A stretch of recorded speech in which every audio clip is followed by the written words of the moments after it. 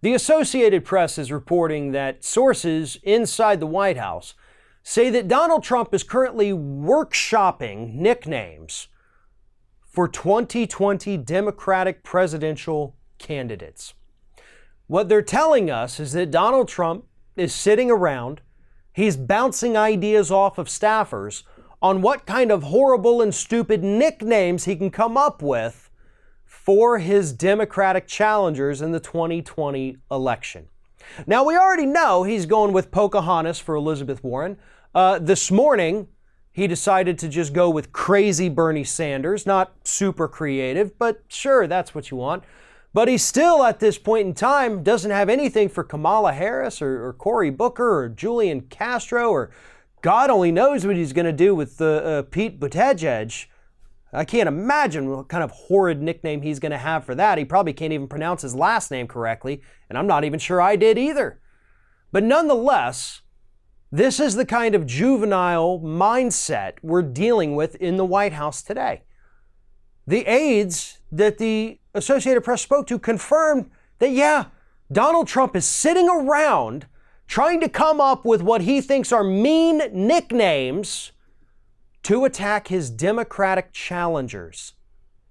Could you imagine what would have happened if Obama sat around doing this in the White House and Fox News got wind of it? Hell, we would still be hearing about that today.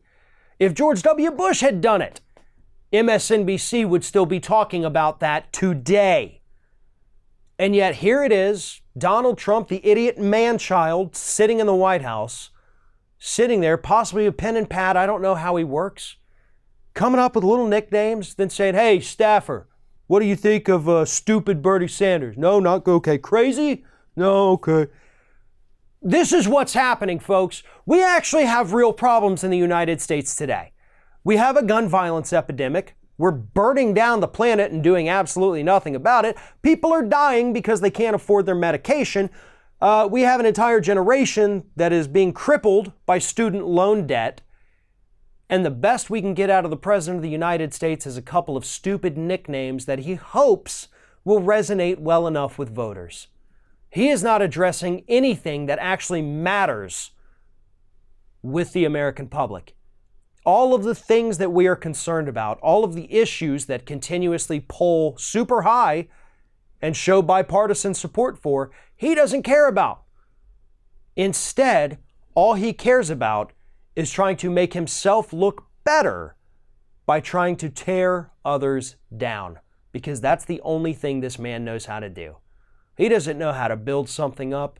He doesn't know how to make something great again. He just knows how to insult people and hopes that those constant insults are going to berate them into submission. Well, guess what?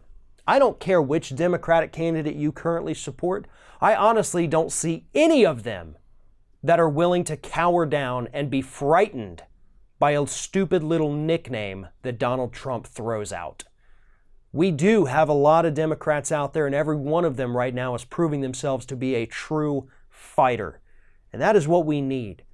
Because we need somebody that's not going to get annoyed with Trump's nicknames, that's not going to get distracted by them. We need a candidate that's going to continue to focus on the issues and just let the public sit over there and watch Donald Trump flail his arms in craziness, trying to insult people because he knows he can't win if he actually talks about the issues.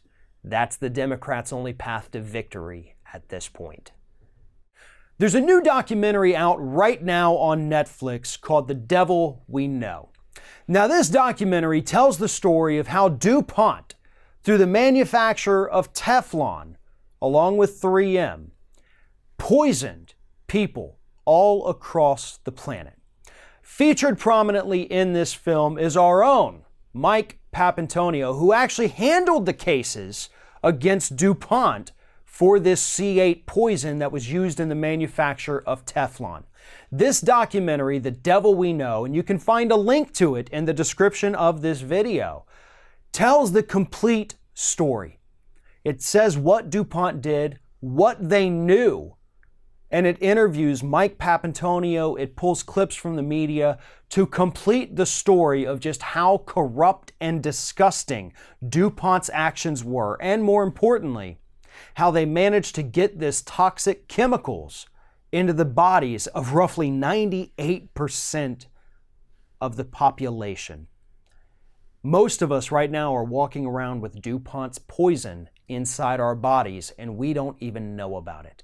And that's why this documentary, that again is available on Netflix right now, the link is below, The Devil We Know, tells you exactly how that DuPont poison got inside your body.